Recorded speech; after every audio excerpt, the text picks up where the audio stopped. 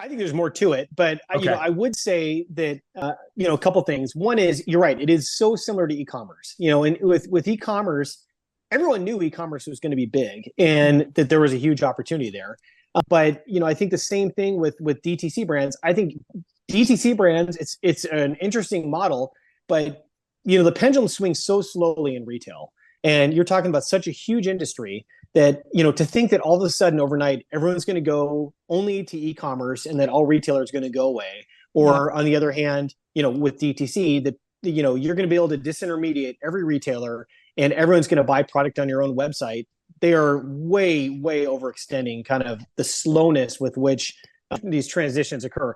The other thing I would say that people don't really understand is if you have a product and it is on shelf in major retailers, that's a billboard.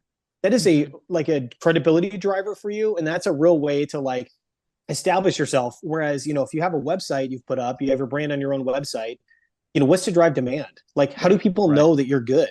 It's all And on that's, I think, you. what it's all on you. And Mhm. then it becomes a huge marketing play. It becomes a huge, Mhm. like, what's your ROAS? How are you, trying to optimize the algorithm? And that isn't exactly a way to build a great long-standing business. It's a good way to like maybe drive short-term revenue growth.